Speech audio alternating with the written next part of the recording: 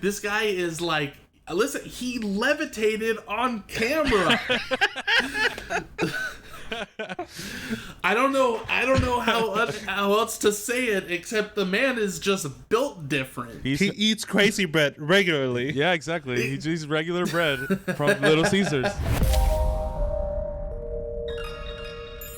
Hello, and welcome to That Time We Hosted a Podcast, also known as That Time Podcast, the only show reborn into this world to make a contract with the talking about anime devil. I am one of your big three hosts, Zach, joined as always by my co-host, inheritor of his dying sensei's will, Marcelo. It's your shadow clone boy. And fictional Yakuza romanticizer, Ian. Dame. Hello. What's up, boys? How you doing? We're doing good. Actually, speaking of Yakuza, I've been crushing that game since it came out, the new one. The pirate Yakuza in Hawaii.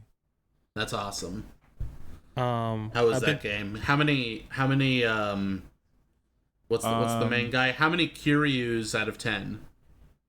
So far I'm really enjoying it. I want to say like 9 out of 10 Kiryus. Wow. Yeah. Is it always the same character in the game? No. This was a different protagonist. His name is Goro Majima. He's pretty crazy guy. That's lit. I myself have been chilling, nothing too crazy, reading some heartbreaking stories, but I guess we can talk about that later. Oh yeah. Zach, how about yourself? Same old, living the dream, as they say. I recently started playing Lies of P since the DLC got announced, and I'm loving it. It's like Pinocchio, but scary. Oh, I thought it was pee, like peeing, you know? Yeah, it's Lies of Peeing my pants. Yeah, I wanted to make a game's different so joke. Scary. What's the timer for YouTube to not get demonetized, even though we're not monetized? I think it's like 10 minutes or something. Oh, yeah. Never mind then. Cool. Nailed it. All right, so we're back in the studio. We're back and in the dungeon. Hello. But what are we here to talk about, guys? I think we're here to talk about the new goat. A little guy, a big guy, who's made quite a name for himself in the anime and manga sphere, by the name of Tatsuki Fujimoto. Who in the class would like to raise their hand and tell me who Tatsuki Fujimoto is? The new goat. Sorry, he's not new, but he's younger than some of the more established goats. I'm talking the Kishis, the Odas, the help me out with Dragon Ball. Oh, Toriyama. Yes, he's definitely younger than those goats. Ian? Yes. He's also... Sorry, this was popcorn. you just popcorn it to the next person. He's also the creator of one of the best modern waifus, let's just say. That's true. Well, he's a creator of many multiple. Yeah, exactly. Many modern waifus.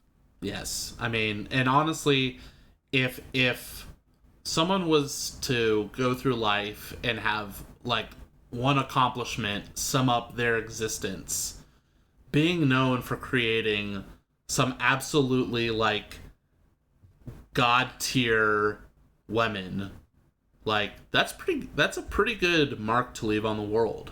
Yeah.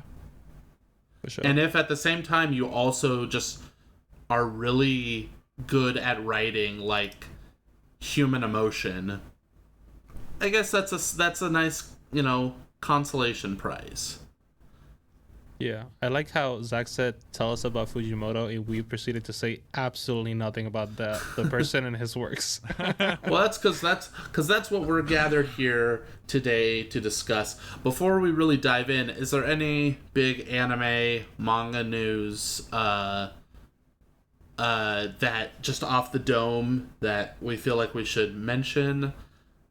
I have a big one, boys. Let's hear it. This is for all of you that are listening. Zach started to watch Solo Leveling. Give us a clap, everybody. Oh yeah. Yeah. Woo. We did it. He's not a manhwa hater anymore. And yeah, I am like 8 episodes in, and I have opinions. We'll save it. We'll do a whole when I'm like maybe at the end of season 2. We'll do like a you know, a recap episode of a recap discussion. That those are words, and see how it goes. Another thing, Marcelo, you've been watching Apothecary Diaries, right? Yeah, I'm on episode like 18 or something. It's pretty good. Okay, nice.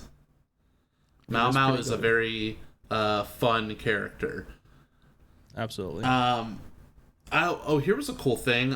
We're recording this. What is this? February 27th. Tomorrow, February 28th, is the LA Lakers have a game, and they're doing like a gigantic One Piece collaboration, which is super cool. They released the art with all the Straw Hat Pirates in Lakers gear, and it just looks sick. Yeah, they all look better than LeBron, to be honest. Also, I saw. Yeah, sorry, go ahead. Go ahead. No, go ahead. No. Okay. Someone also kind of mad that they wouldn't do it with the Miami Heat, but we'll get there one day. Yeah. Yeah, you live and you learn. Japan is closer to California, so I guess that's why. Close enough. Also, I was just gonna say real quick. I think we're 6 weeks before the anime comes back, the One Piece anime. Ooh. Yeah. We're getting there. Also, what I wanted to say was also related to One Piece. Big manga news. We finally got the reveal, which I'm not gonna say. The reveal to the Kate man that was in Marie Joie very long ago. That's a big reveal. We got since we last spoke. Yeah. And we got a reveal of the guy who was definitely not Shiki. Won't say anything. I'm looking at you, Hara. Can I just say, Oda has been doing something amazing in the last half a dozen chapters, and it's just been like he has been killing every terrible theory that has been floating around in this fandom for years. He's just taking them out back and putting a slug in their brains, because like it's so nice that we're getting at least some answers now, and it like so many dumb theories are just falling by the wayside. Okay, but real talk, you thought the Cerberus theory was dumb? I didn't think it was bad. I didn't think. What you mean for that guy? Yeah. I didn't think it was a bad theory. We have to talk like Oda if we want to avoid spoilers. I don't think it was dumb. I just think it was not it, Chief. But yeah, I mean, we'll get the real obviously, Oda is the god of making things better than you even thought they were gonna be. So I'm not worried. But it wasn't a bad idea. Well, if you never read or watch One Piece, I have something to tell you real quick. They just revealed that a regular ass guy, got married with like a giant, and they have kids. So we're just waiting to see how that worked out, basically. Then we're not gonna see how that worked out. We're never gonna find out. Oh, yeah, Oda's gonna probably talk about it in SBS, and we'll laugh about it, and then someone on the internet will get mad, because someone on the internet always gets mad. And just to add a little bit of sauce to what Ian was talking about, in Oda's defense, he also did crown the person that the human that married the giant as a mountain destroyer. So if anybody's gonna make a baby with a giant, it definitely has to be like somebody of that caliber, you know? Yeah, somebody with that title. I will be disappointed if he doesn't get married with a giant. Yes. So I guess that being said, we can move on to like the main event, which is Tatsuki Fujimoto. This dude is absolutely killing it. Just going off like his well-known works. Obviously, the big one, the one everyone knows, Chainsaw Man. Before that, he had a series called Fire Punch, which we, all these things we can dig into, as we get into it. But he had, in between parts 1 and 2 of Chainsaw Man, he released just 2 back-to-back incredible one-shots. I almost said One Piece. He made One Piece. No. So he did Look Back, which went on to become adapted into a movie that made me cry manly tears, and Goodbye Eri, which also triggered emotions I wasn't prepared for. I cried soft boy tears for sure. Hell yeah. I clenched my face as if I was trying not to poop my pants. That's the face I made when I finished reading. Just trying not to cry. Awesome. But yeah, let's dig into it. So like, Marcelo, I know you wanted to talk a lot of, a little bit about Fujimoto's kind of like his upbringing, or at least like how he got his start. Because it's a bit different than like your typical mangaka, how they usually do things. A lot of times in the industry, you see people get like, they'll apprentice under an established mangaka and then move on to creating their own series. But Fujimoto's a bit different. Yeah, he definitely has a lot of like main character energy, does everything the non-conventional way and comes out on top somehow. Like Zach said, he didn't have a formal mangaka beginning. Like he didn't do heavy like traditional art school. He instead did night classes for art. So it seems like it's just art and storytelling has been like a long time. Just like it's really been like a passion thing for him rather than like a job or like career thing, which we know in Japan and some Asian cultures it can be like people are very career driven, not like passion driven sometimes. And it shows because everything that he does is like so unique and so him that it like, you know, it just, like Zach said, he's a very like emotion driven person. And then he's a heavily inspired by film, especially from outside of Japan. Do you guys have like anything else on like his background? Or I just, he's always been kind of a quirky dude. Like, I made a little note here. I don't know if you guys have seen it. It's like been memed on a lot on the internet, but there's like a video of him from like years ago where he's like, I'm going to try and levitate. And it's just like a video of him jumping into the air for a second. And it's like, I don't know, the only picture anyone has of him. And it's super weird and funny and very on brand for him. Yeah, my non-canonical explanation for that is that since he took a lot of inspiration from outside TV and film, is that he used to watch Chris Angel when he was growing up. The only explanation. Mind freak. Yeah, nice. Yeah. Well, I don't know the guy, so I cannot say much about him, but I've seen his stuff, you know. He seems like a nice guy. Yeah, I what I love about him is more so than I feel like a lot of mangaka, at least mangaka that came before him, his style is so unique, where it's like, I mean, not unique in the sense of like no one has ever done stuff like he's doing before, but I mean just like the weirdness of it, and the just, he's totally fine with spending a few chapters just having characters talk about stuff that may not seem entirely related to a plot, just to flesh them out, or just to kind of tickle a weird little thing he's decided he wants to talk about. I feel like he's the kind of person that if he goes to Little Caesars and gets like the crazy bread, it's just like regular bread for him. Oh my god, that's that incredible. Yeah, man, what I don't know, that sounds like a crazy way to live. But I mean, and I think are we gonna do like full spoilers here in terms of like any of his, like if we want to talk about like examples of stuff in his work, should we just put the warning now? Like, we'll see down the road, because I think you haven't read Fire Punch, right, Marcelo? I haven't, no, and I do want to read it. Okay. Okay, so let's talk about Fire Punch. Well, so before Fire Punch, he has a number of one shots which you can buy in like tankobon form. He has the Fujimoto, Tatsuki Fujimoto before Chainsaw Man. And it's interesting. You see a lot of inspirations for like stuff that comes up in his series later.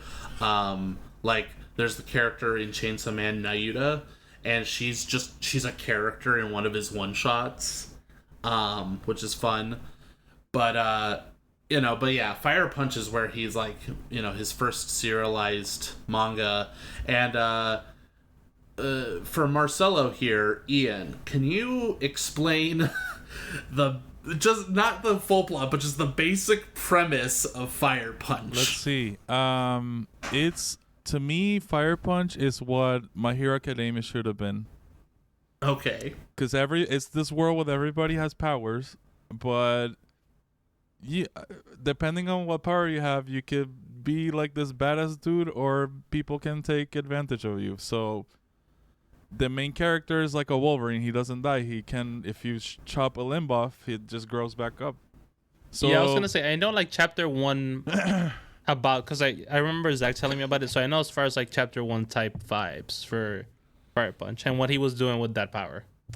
Exactly. So for people who are listening, who are interested, they basically feed a village off him. So that's how they feed themselves. And then there's this dude who has like electricity power, so they use him to power up the city. So that's how they use the powers in that universe. Basically, is very fucked up.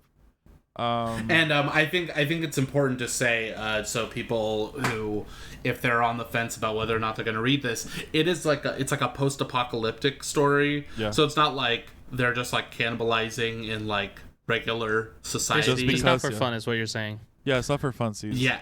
Yeah, the world is like very fucked up in that manga. Sorry.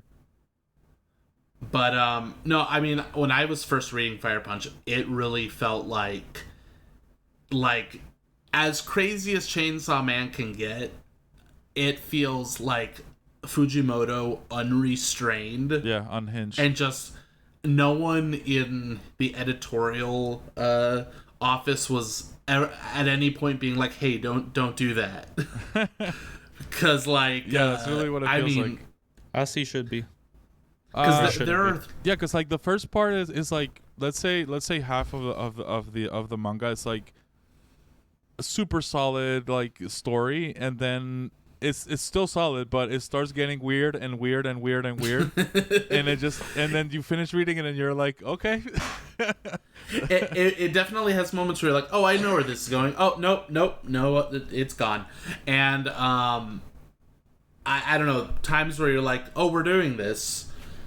Okay, oh, now it's doing this story. Okay, and they're doing this because of movies. They're doing it because of movies. Cool. All right, and now we've just completely flipped the entire story on its head, and it's not even about that anymore. Yeah. So, it sounds like something I want to partake in, so I will be buying the first volume soon. So like, nice. Is it wrong to say that when I read Fire Punch, I was like, dude, this reminds me of Gantz. Like, I don't know if you guys read Gantz, but that shit is fucking bananas, bro. Like, it starts on some point, and by the end, you're like, what the fuck am I reading right now? And I love those type of stories. Just letting you know, because it's not like it's like a bad thing. It's actually an amazing thing. So yeah. Yeah, Berserk be doing that, and Berserk's one of the all-time mangas, I would say the main difference is like with Berserk, everything still functions. It's more organized, It's more organized, and I feel like at least in Berserk there is a logic to the world. Yes. Whereas I feel like when Fujimoto is doing these stories, I'm like, stuff will just happen, and I go, yeah, okay, sure. Like I just have to accept it. Okay. I need to read it so that I can relate. Yeah. Because right now I don't know how to feel, but I know what I feel from other Fujimoto works, which we'll talk about. I feel like if you're used to his wackiness, you're gonna enjoy Fire Punch regardless. Then yes, I'm in. Yes, the wackiness for sure, but then at the same time, like, and I'd say like he's even in part 2 of Chainsaw Man kind of leaned back into his more just throwing stuff at the wall and not really caring if it alienates people. Just doing stuff and going to places that maybe won't be accessible to a mainstream, but it's a really bold story choice, and I just think that's super cool. Speaking of, this is a question for Coughing Ian at the moment. Sorry, Ian's dying. I have another announcement / question to ask Ian. Sure. The announcement is Ian has caught up with Chainsaw Man, guys. Oh yeah, I did. This is big. It's big news, true news, real news. Like And the follow-up question for this, go for it. No, yeah, the Marcelo's been begging me for years to catch up to Chainsaw Man. And so far, what I was doing is that whenever a volume came out, I would just like buy it. Sorry, but yeah, one day I was like, you know what, fucking, I want to read it and see what's up. Because like, I don't know if you guys remember a couple episodes ago, I was like, oh, like it's Chainsaw Man mid or whatever. Well, let me ask you, Ian. I was gonna ask that. Is Chainsaw Man mid? Definitely not. If anything, it's like better than ever. Woo! We did it, boys. We did it. Yeah. And we'll talk about Chainsaw Man later, but like unhinged Fujimoto, but like also experienced Fujimoto is crazy. You know, last episode it was like the fans are wrong. They're also wrong about Chainsaw Man being bad. Yeah. Whoever Ian got that from, I'm sorry, bro. Quick news before we move on. Today they announced they're making Jujutsu no Kaisen chapter number 2. So oh god, we're eagerly waiting for it. Yeah, no, I'm not kidding.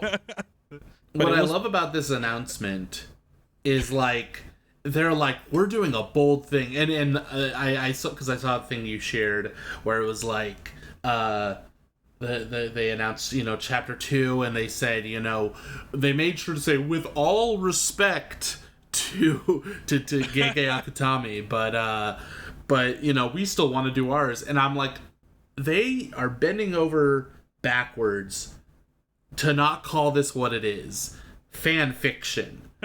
Like they think they're so much better than what they are. They're like, oh, you know, the alternative take to Jujutsu Kaisen. No, it's fan fiction. Yeah, the retelling. If it's not created by the creator, then it's fan fiction. No, it's funny because they're like, oh, we took too long because we didn't have sponsors before. And I'm like, bro, I promise you still don't have any sponsors.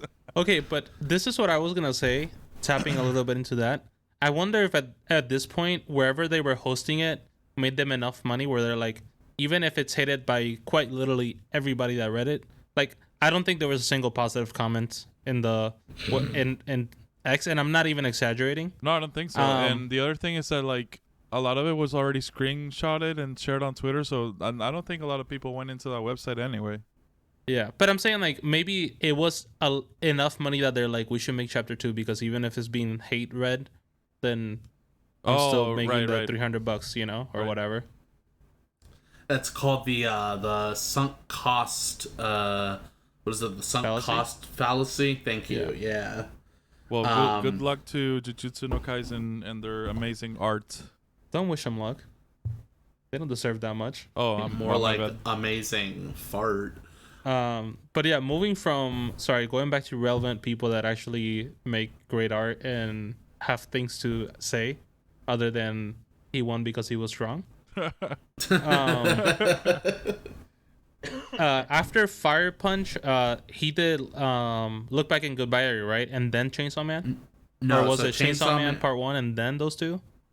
Yeah, so Chainsaw Man Part 1, and like I think the timeline is like he finishes Fire Punch, and it's like the same year he starts Chainsaw Man. And yeah, like, I'm sorry, I'm making a face because are you telling me he cranked out 2 fucking heart-wrenching, beautiful stories in between Chainsaw Man? Yeah, that's the thing. It's like that's insane, bro. He's a beast, bro. This guy is like, listen, he levitated on camera. I don't know how else to say it except the man is just built different. He eats crazy bread regularly. Yeah, exactly. He eats regular bread from Little Caesars. But yeah, so I mean, yeah, it comes out with Chainsaw Man. It gets not on in the actual Jump, but on Jump Plus, the digital, and Which the do we rest know is why? history. Because I think it was just the subject matter. Okay, it was just a little too I- crazy. I think generally the stuff that goes to Jump Plus is just a little too intense for like publication. I don't know. I don't know what's currently in Jump right now. Is that how he got away with the jerk offs scene? Probably. Gotcha. Honestly. Interesting. So what I'm hearing is Shonen Jump, the printing can't handle Little Caesar's Crazy Bread. No, absolutely not. Okay. But yeah, I mean, it makes sense, right? I mean, yeah. Do we want to get Maybe into... like Go ahead. if this was like back in like the mid 2000s, like in the era of the big three, maybe it could have flown. No. Because wait, let's take a quick pause to think. What's the craziest thing that we've seen on the Shonen Jump that compares to Chainsaw Man I or don't think Fujimoto-esque? anything. Don't think anything compares. Only thing that comes to mind is the beach episode on Bleach, but it was that in the manga? No. It was a single like a colored cover for a chapter. Well, regardless, And an then amazing cover. Thank you so oh much. yeah, Tite Kubo. yeah, the man knows how to draw a beautiful woman. Yeah, he does. Better than the guy from the Titanic. I forgot his name. Oh, Jack. Better than Jack. But so if I could say one thing that Chainsaw Man as his most like well known and also most successful and most, I don't want to say by the numbers series, it's the most conventional of his stuff, but at the same time it is unlike anything else that came before it. I think what's interesting is how much he goes again. He keeps in with a lot of conventions of the genre, but also bucks a lot of stuff. And it's something we've seen more of in the more modern series than older series. Like if you go back, you look at like say the big three, for example, in that era, I think a lot of series then were dominated by, we have a series and it's about a specific person and a group of like side, supporting characters, and they have a person to fight and no one ever really dies. It's just like we have a bunch of big action and maybe we'll kill off like one or two old mentors, to really heighten the drama. And but at the end of the day, you're gonna have a lot of like close calls, but no one's actually really. Everyone's gonna walk away, and we're still gonna end on a happy ending, right? The stakes are not that high. The stakes can get high, but at the end of the day, it's still like you're like, I'm still reading something that was intended for young teenagers. Right. For sure. Whereas I read Chainsaw Man and I'm like, if I had gotten a hold of this when I was a teenager, I don't know what I would have made of it. I like it so much now because he's doing so much stuff that's just like completely out of the ordinary for the industry. He will kill off a character who you like just, at the drop of a hat, because like it makes for good storytelling, and it doesn't matter if it makes you sad or bums you out. He's got a story he wants to tell. Bro, he will have characters do incredibly fucked up things and say incredibly fucked up things, and he doesn't care if that might ruin that character in some people's eyes. And he's like I think, Daredevil.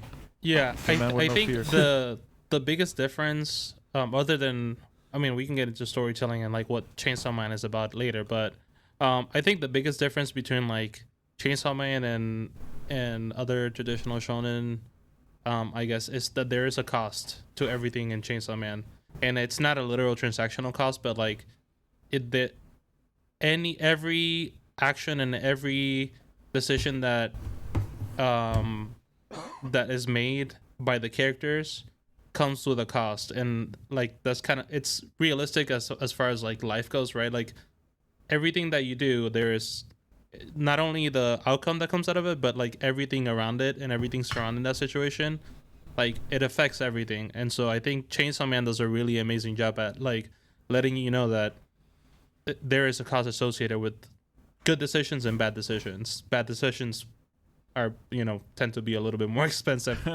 as far as cost goes. When it goes bad all the way. Yeah. Oh yeah. And another thing is that I really appreciate him for is when he wants to talk about topics like sex, it's not like a little kid's idea of what sex is. It is an adult's idea of what sex is. It's not, ooh, I'm gonna see some titties and that's exciting. It's like, ooh, I'm gonna see some titties, that's exciting.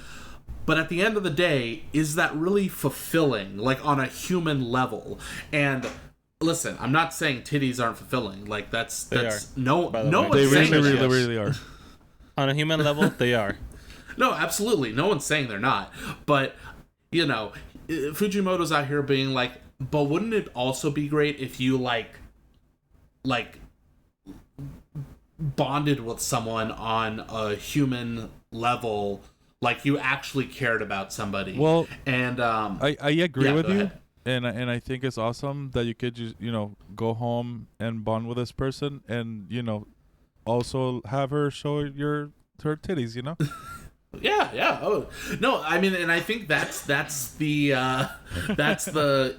thing that Fujimoto pushes for the most. Yeah, like titties with substance, basically. Exactly. You need a little bit of both in your life to be happy, and I think he does a good job of showing what being what a character who is almost like chronically horny, like how miserable they are. Yeah. Because I mean, we'll get into the non-spoiler stuff a little bit later, but like he has one character that has acknowledged on multiple occasions that he lets his dick lead his life, and it's ruining his life over and over again, and also never learning their lesson, which some would say is repetitive. I'd say is all for a reason, and we're getting there. Yeah, we're getting there. Yeah, I was gonna say, but even like I mean, I'm gonna say the character. He's the main character. Even Denji's horniness, I think that's like a layer that like people tend to stay at and like think that like that's his personality trait, right? But like I ultimately, and I want your opinions after this, I think Chainsaw Man truly is like a manga about the human experience as a whole. Like yeah, we can talk about like the funny things that Denji does or the decision he makes at the beginning or even now, but I think ultimately it's like a lot deeper than that, and I think that's what Puchita represents.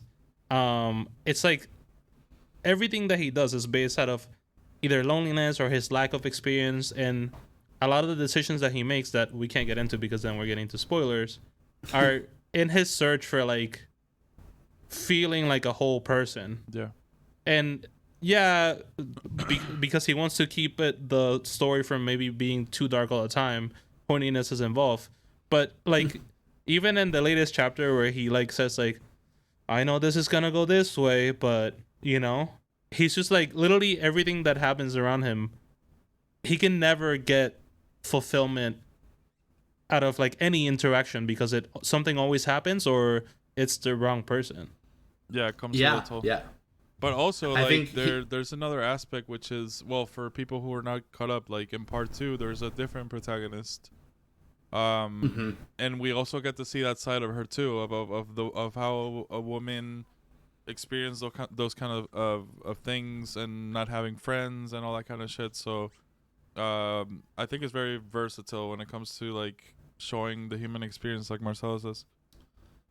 And what I also like is, in addition to that human experience, he also does a really good job of showing how sometimes it is just the world around us and the people we surround ourselves with that kind of force us into certain ways of life and certain decisions. But what's also really great about Chainsaw Man, and I feel like when people discuss Chainsaw Man, it's either they talk about it or it just gets completely left in the dirt. And I think it's kind of hard to ignore the fact that it's about a guy who has chainsaws coming out of his head and arms, and he fights monsters, and the art is so fucking cool, and the battles are so interesting, and the art is great, and the paneling is incredible, and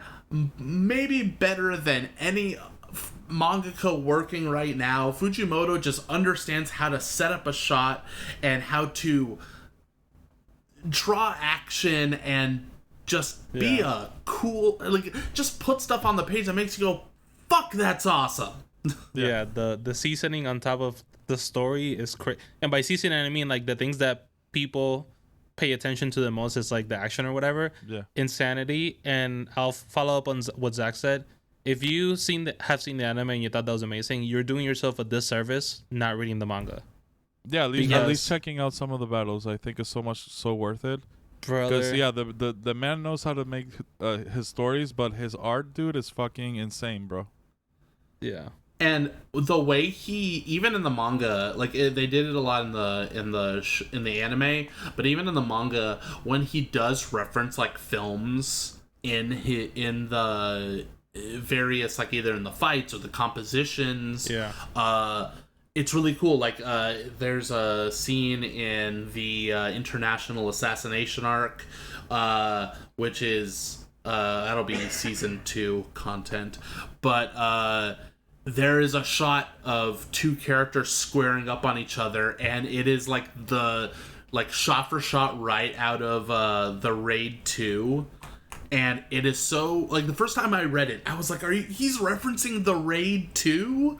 And it just, it's so cool. So very cool. And I don't know, no one's doing it like him. Well, maybe a few people are doing it like him, and we'll talk about them in a little while.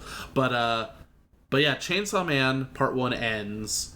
He does a little, self-care. He's like, I'm gonna pause here, give a little break, which I think ended up being like a 2-year break, and decided to just give himself some time to kind of think about where he wanted the story to go, and in the meantime put out 2 just absolutely insane one-shots for 2 different reasons.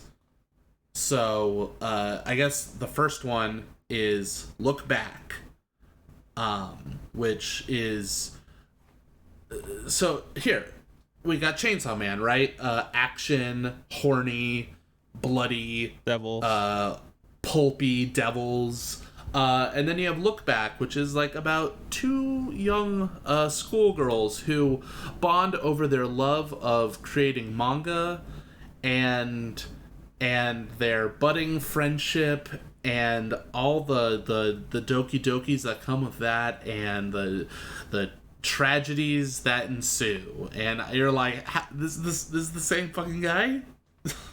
Yeah, it's crazy.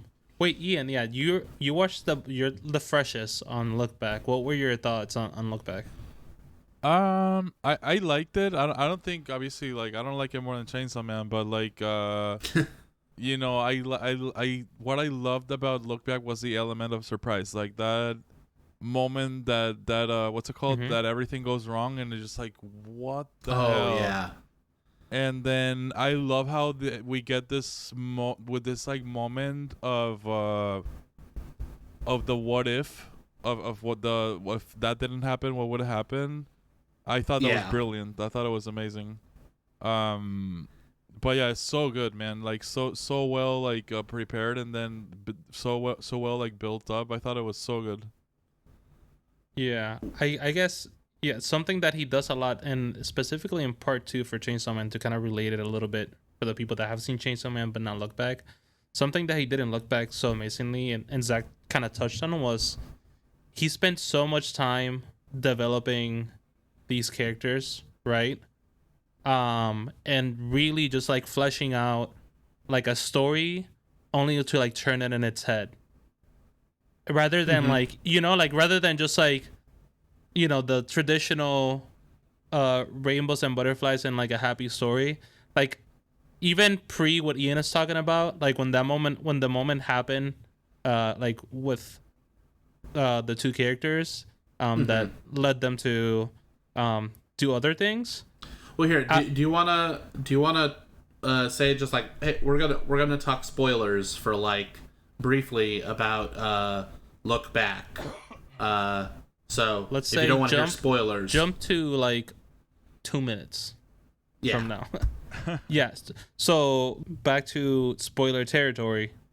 Building up the relationship between the two characters to then like, even with the moment that they separated, I was like, fuck. Yeah. Because they literally they made each other bloom. Like, they changed as people because of each other. And for them to grow apart was like, I was already like, fuck, man, It was really rough. He's so good at just the raw human emotion and just capturing that emotion so well. If it's I mean, again, spoilers for Look Back, but like if it's the something like after Fujino spends all of her time practicing her art just to get better because she saw Kiyomoto's art and she felt inferior, and so she spends like a year just getting better and better and better, and then it's like she sees that even Kiyomoto's gotten better, and it's just that moment of just emptiness where you're just like, I'm never going to be that good. Is crushing. And then to flip that on its head to where she goes to Kiyomoto's house and to deliver the diploma, and you find out that Kiyomoto's like her biggest fan in the world, and the what people like say is like the famous skipping scene. It's just it's art. Yeah. And obviously, I think there's a lot of self or autobiographical stuff with Look Back. Obviously, and Kiyomoto, Fujimoto, is very intentional. That a lot of the stuff, a lot of the emotions that he has on display in that with those characters probably came from somewhere deep within him, and so I'm sure it's very personal. I believe when the movie came out and he saw it for the first time, he said like he was in tears. He said that it was adapted more I don't know, not the word, not it was the truest accurately. representation of his work. He said it was like it was the most faithful adaptation of anything I've done, and I'm like, that's like, as someone who creates stuff, I'm like, that's must feel fucking amazing. And I shudder to see what he's gonna do with that ammunition now. So with Goodbye Eri, are they also gonna make a film about it? That's a good question. Because that would be insane, dude. That was my favorite. I don't know. From the two, that was my favorite. Goodbye Eri was amazing. I don't know how you could do a film. I mean, I guess you could, but like so much of it is told from the perspective of a smartphone. Right. That's still fine. That still would be amazing. What if they made it specifically? But when What if they made it specifically for the iPhone? Like they made like a just a smartphone accessible. Well, I think that's kind of like the beauty of even the manga is that like it the two bleed, right? And like that's the whole point of it. And I think it would make it a really cool concept. I think out of everything that this could even be like a live action if it like the concept of it could be a really good live action, but I don't think it would like I wouldn't want to see those characters made into humans, but like the idea could be a really good live action premise. But bro, did this one fuck me all the way up, bro? Like Goodbye Air like, was crazy, dude. I was about to cry like at 8 points in the story.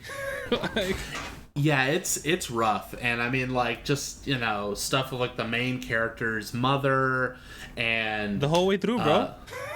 And just okay, so like to anyone who hasn't read it, the basic premise is the main character gets a smartphone from his parents, and his mother's like dying wish is to have him document her last days, and that's all I'll say because it goes to a lot more places beyond that. But even just like that, like, can you imagine if your parent was like, I want you to like record me as I'm dying? Like, I'm pretty sure I and, texted Zach. I'm like, bro, I'm 8 pages in and I'm already ruined. Like. No, yeah. As soon as that happened, I was like, oh my god, this is gonna be one of those. Yeah. That good old homemade single source family trauma. Yeah. Can't be beat. But and then obviously it has the patented Fujimoto touch of you don't actually know where this is going. And fuck you for thinking you did. Yeah. It's so crazy how he starts like blurring the lines in a couple parts of the one shot that you're like, is this actually happening? And there's like, oh, okay, they were acting, and there's like, oh, okay, I guess that happened or didn't happen. Well, quick, I'm gonna do like a quick spoiler warning for the next like minute or so, because I just have a question for the boys. I just thought of this, like even at the very end, do we think I guess they were in the same room together. Because I was like, do we think he edited the film in such a way in which like is there a panel where it shows them both in the same room, or is it different? Does it always cut to him and then her? Because did he film like her pre-passing away, or was she actually a vampire? Do you get what I'm saying? Like, do you think he filmed the movie and carried it all the way to the end?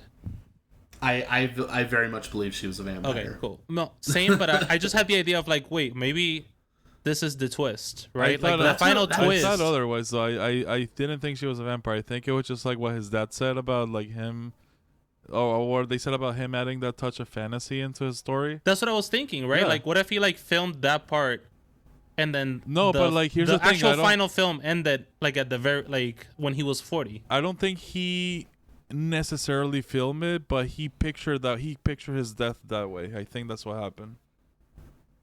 Maybe. I don't know. But, that's See, this when is you great. guys The fact watch that we're it, even discussing this, right? Like, yeah. When you guys watch it, you'll get your own conclusions. But that's where I stand, I think. Let's talk about a couple of things about Goodbye Eri that I think not plot related stuff, but on a technical level that I absolutely adore. And it's something that you can see in Chainsaw Man. You can see it in like part 2. You can see it in part 1 too. Fujimoto does this thing where he really focuses in on the minuscule and tiny human emotions and the little tells. So what'll happen is you will have like two characters interacting. Someone will say something, and you might get an entire page or even like 2 pages, and it's just the same panel over and over again. Are we talking about that? Oh, the expressions? I mean, yeah, and just like, or like, other, even in like Chainsaw Man, he does it where it's like he'll repeat panels that are almost exactly the same just to emphasize the time being spent in that one little interaction. To like one of my favorite things in like Chainsaw Man Part 2, this is like very early in Chainsaw Man Part 2, but is when Denji's talking with Asa, and it's like the first time they've really interacted, and he's talking about how great Chainsaw Man is, and she's like, well, he's crazy and he attacks people, and Denji's like, no, he saves people, and she's like, doesn't he eat people? And it's like 3 panels of Denji being like, what? He doesn't do that. And then he crosses his arms and he waits, and he's like, okay, and even if he did, it was just the one time. And it's so fucking funny because he takes the time to like, let it linger on him. Let it linger for a bit. Or even in Goodbye Eri, when he literally blocks out like 7 panels to convey the time. Mm-hmm. And like some people would think like that's a waste of like pages, and like I can't think of anybody else that has done that to that extent. Yeah. But he's like, no, I want you to feel a long pause. The moments. Yeah. Like every time you look at a different box, this is the moment that like is going in between. Exactly. Like it's amazing. It's incredible, and I mean, just like, yeah, no one does it like that, and I think that's so. And when people do have these little changes between panels, like an eye opening up, or someone looking in a different direction, those little moments feel like monumental. Yeah. Because like he's taking the time to make them matter, and it makes everything feel so human. There's that. And there's walking away from explosions in a really cool way.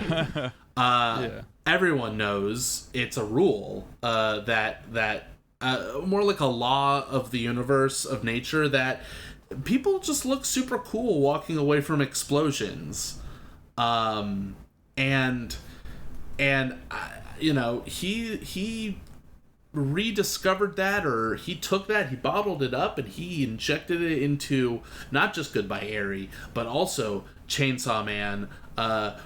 Everyone, I remember when the first chapter for Chainsaw Man Part 2 came out, everyone was talking about, oh man, look at that, he recreated the Goodbye Eri shot of the explosion. As that character's walking away, but also in the OP for the opening credits for the Chainsaw Man anime has Power walking away from an explosion in it. As they call it in Goodbye Eri, a pinch of fantasy. There you go. And it's like, it's always that same angle too, of like them like walking to the left. It's what other mangaka is out here doing like cinematic callbacks to their own work? Yeah. His name's Oda. Oh yeah, that's true. Good point. And then obviously Chainsaw Man Part 2 is the most recent stuff, which I feel like we can't really talk about that too much without really going into spoilers. But there's one other aspect of Fujimoto that I feel like is like no other manga. I mean, I shouldn't say no other mangaka has this. There are, I feel like, in the history of manga, there are like watershed moments, and there are like certain icons that you're like, you have defined a generation. Like, there are people who are influenced by you and people who learned from you. I'm thinking of like Osamu Tezuka, Akira Toriyama, and Fujimoto has definitely like left his legacy already in place. Yeah, super early for the industry. Like, just going down the list of the people who have apprenticed under him. Where's my list? Odo Toda, who is one of his assistants, who's on Fire Punch, who's done a lot of one-shot stuff. Recently did a one-shot with him called Just Listen to the Song, which is a fun little short thing. But aside from him, you have Yuji Kaku, as in the creator of Hell's Paradise. Hell yeah. Insanely good. Should read. You should watch. I haven't watched the whole currently season reading, but... by the way. It's just so everyone know. Hey. Currently reading. Yeah. Bro, the news keeps coming in. Oh my god. It's a crazy day. Tatsuya Endo, who is the creator of Spy Family. Massive hit. Which, yeah, exactly. Like it or not, it is a huge hit. It is a hit. Yukinobu Tatsu, creator of Dandadan. Come on. That is insanity. And Toru Kumamori, who is currently creating Centuria. And that's a dark fantasy series that's on Jump Plus. I've read like 2 chapters, and it's really good. I gotta get on that. Awesome. But that's crazy. The Fujimoto University is popping. I feel like for like a good there was like a good period where it was just like, oh, this is a great series. Let's see who wrote it, and then you like look them up, and they're like, and they were a student of Tatsuki Fujimoto. Okay, that makes sense. Yeah. That's pretty awesome. Yeah. But like, you don't really see that with other mangaka right now. Like Kohei Horikoshi, you don't see a lot of people who are like, yeah, I apprenticed under him, or I was an assistant of his, and now I'm making my own like incredible series. I mean, you might. I don't know. I haven't really been paying attention. Also, does Goda have like any huge successful apprentices that came from that were his assistants, or I know who he worked for, just... and it's not a good one. No, don't bring it up. Nah, we good. Anyways, back to Fujimoto. It's definitely not a good one. But yeah, Fujimoto, bro. I know this man likes Dami mommies. Oh, absolutely. And you know what? Yeah. You know, like I personally don't, but like, you know, sometimes, you know, I get home, I cook a nice meal, and I eat it with my wife, and then I stand up and I leave all the stuff on the table, and she's like, "Yo, did you really stand up and leave that shit there instead of putting on the dishwasher?" And you know what? It's kind of hot, so you know, I get it. I get it. I like that his wife doesn't even tell him to do the dishes. She just goes put it in the dishwasher. Yeah. Well, no, but yeah, Fujimoto really is into like, you know, dominant women. He's a real like step on me kind of guy. You all got it wrong. He's a true feminist. He's a true feminist. That's true. Yes. So by the way, Marcelo, just to let you know, there is a series currently in publication right now called Ultimate Exorcist Kyoshi. I'm reading it. Oh, okay, cool. And that mangaka was an assistant to Oda. Hey. Oh, nice. I told in the first episode, I'm pretty sure I told Ian to read it. I think it's a little too. It's too non-serious for Yuzak, because I feel like, hey, at least I like non-serious. Yeah, but then you say that, but then you complain about. Well, that's a different episode. That's a different episode. Wait, we'll get to that. Yeah, I just think it's it is I don't know, quintessential like heavy main character energy story, at least so far. And it I don't think it's too many chapters in, maybe like 20 to 30. But we have yet to really encounter like a true challenging villain for the main character, and if it's gonna happen, it's gonna happen. Oh, is this now. the one you were saying like the guy's like it was like 20 chapters in, the guy's already like overpowered and stuff? Yeah. So, but now we're in an event that's called like the Black Day or Black Parade. I don't want to get it confused with My Chemical Romance. A young boy. I was, yeah. But and so if it's gonna happen, it's gonna happen now. So this is like a real, like, honestly, like the first like moment where I'm like gonna see where it's really gonna go, you know. So carry on. Yes. Cemetery Drive is my personal favorite. I have an anime recommendation for you boys. Go for Ooh, it. let's hear it. So I'm like 5 or 6 episodes in so I'm probably gonna keep watching today. It's called Orb on the Movements of the Earth. I've been wanting to watch this. Oh my god, dude, that shit. You know how dumbasses on Twitter are like, "Oh, aura, describe aura." Like this anime has it, dude. Like it's crazy. Like it gives me like a weird like Death Note vibe. I don't know. You won't get it until you watch it. It's a mind game. It is a mind game, kind of, yeah. But it's super interesting, and yeah, I know you guys will like it. Also, yeah, definitely want to check it out. Sorry, I knew I wasn't tripping. The chapter 30 is literally called "Welcome to the Black Parade." Oh, Hell yeah. hell yeah! So actually, gotta go it. Gotta love those. Gotta love those loose Japanese copyright laws. Yeah, I just hate But when also, they. maybe when he's a Mike fan. I hate that JoJo relies so much on them, because then when you watch like the subtitles, they change tough. the names for everything. It's so annoying. It loses like the magic. Oh, you don't like in part 4? You don't like the stand reverb? All I'm saying is, please pirate JoJo. Don't buy anything. Don't watch it on Crunchyroll. Just watch it on a pirate website. Tough. But honestly, there's something kind of funny and admirable about the lengths they'll go to avoid getting sued. Yeah. Well, for white. JoJo they had to change the whole like Yeah. a lot of stuff. They're seeing like Spider-Man and Batman, and they switch it up. It was crazy. I've heard about that. Yeah. That's pretty cool. Yeah. Anyway, going back to Fujimoto, because I know we're kind of getting around the hour mark here, so don't know how much longer we want to keep this party a rolling, unless our lovely listeners tell us they want to hear more, in which case we'll go crazy. We will. But Fujimoto, Chainsaw Man Part 2 and beyond, and just the future as we're seeing it, right?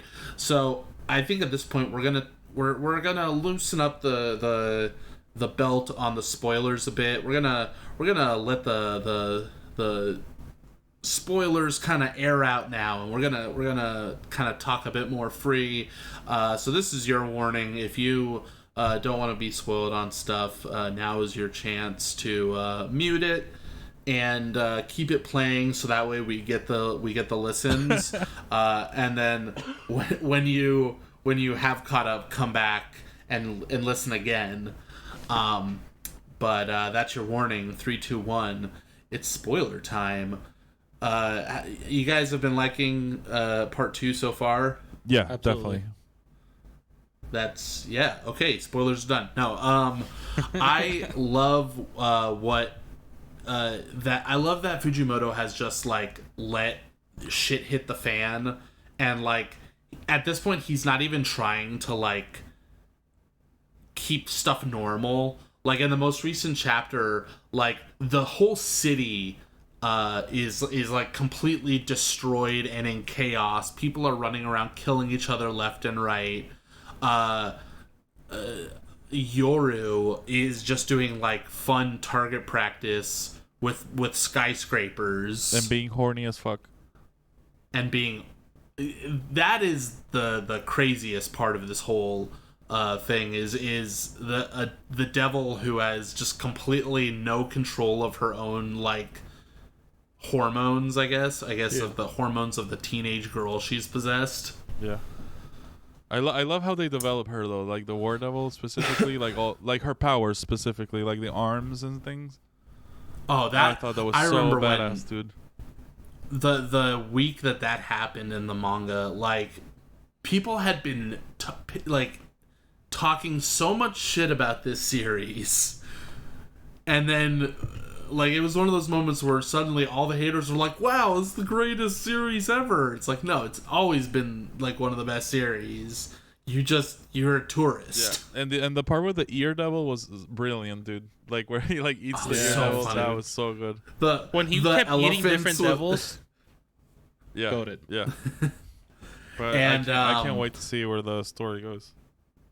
And obviously, yeah, the jerk off scene was a good kind of like filter for a lot of the people who I guess we call them bandwagoners, people who like I'm only reading it because it's popular, kind of stuff.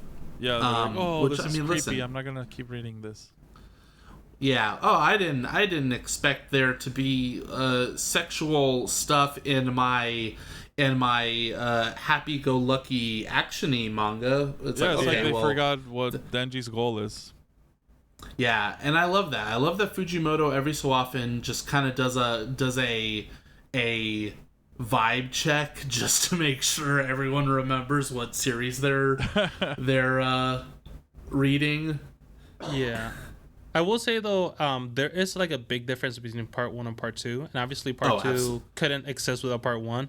But even though part 1 is like 10 chainsaws out of 10, it hits the beats a little bit more traditionally than part 2. Yeah. And so I think that part 2, especially like now that I am more familiar with the general Fujimoto work, I think it's earned like I don't know what the fuck's gonna happen, but I know it's gonna be great. Whereas part 1, you knew it was gonna be great, but you also kind of knew where it was going. Can I ask you something? Yes. When you read part 1, had it already finished? No, I finished it with you. Okay, because I remember when I started reading it. Oh, no, I'm lying. It was finished. Okay, because I remember when I read through Chainsaw Man, the point I caught up with it was pretty much toward the end, like in like I think it was like in the 80s or something, and it was I remember the chapter because I remember reading it being like, what the fuck is happening in this manga? And it was when the Black Chainsaw Man, when Pochida had taken over and was just going crazy through the city, and the whole like the Vra Burger stuff with Kobeni. I remember like reading that stuff week to week and being like, what is this? In the best way possible, and not knowing where it was gonna go, and being like, I'm just along for the ride, and I'm enjoying it. But I feel like when part 2 is done, it will be the same thing. Like right now, everything's getting chaotic and more chaotic, but then at the end, he does this thing where he wraps it up like beautifully. I think when we look back on it, it's gonna be like, oh, there was a plan the whole time. No, and I don't mean that part 1 was insane. I just mean like the storyline points were a little bit more like the trajectory was there. How he did it, very Fujimoto. I just mean like it felt a bit more like a shonen. It felt a little bit more linear. This has been like zing, zoom, zap, pop, back in like what the fuck's going on, you know? I think you kind of said it well, Ian. Is the part 1, at least for like the beginning of it, is very shonen.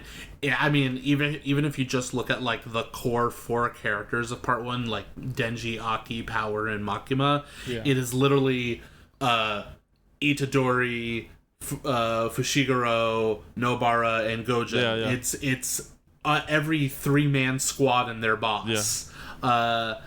And I think that's why so many people latch onto it and kind of forget the kind of show that it is, or the type of series that it is that it is so willing to go off the rails. I mean, I don't think there's anybody who is like an anime only who could even begin to fathom the way that Power dies. Yeah. I know when I read it, I sat there like, what? Yeah, I was very sad. I love my stinky girl. We all do. And and so part 2, I feel like part 2 hasn't had as high of a body count in terms of like characters we actually give a shit about. Know it's coming. Oh yeah. But yeah, I just like that. I like that I don't really have an idea of where this is all gonna end up. I think that makes it fun. Yeah, you can't even like theorize. It's crazy. Yeah. Well, let's do that. I wanted to get into theories. Sure. Anybody got a fun theory? Not about the plot, but we can talk about the theory that everybody thinks about, which is like Chainsaw Man is not the Chainsaw Devil. He's a different. Oh, devil. absolutely not. He's the what? He's no, I'm saying he's something else. Like the Forgotten Devil is the famous one that's out there. That's the one I love. Is he's the for either the Forgotten Devil or the Lost Memory Devil, and my big thing of like why is he chainsaws then, like, but you know, because I think in part 1 they have the logic is, well, he's chainsaws, and in when devils are in hell, the sound of hell is basically chainsaws. Oh yeah. And so it's like, why is that? Why did the Forgetting Devil decide to be chainsaws? And I would love it if the answer is just, I don't know, I forgot. Yeah, that will be on point with Fujimoto's like way of saying shit. Yeah, I'm trying to see, because I know me and Zach, before Ian started reading, we have talked at length about this topic. Other stuff, you know, they while Marcelo's looking something up, but the idea of all these devils who are going to be coming back for the Death Devil's arrival at the end of part 2. Yeah.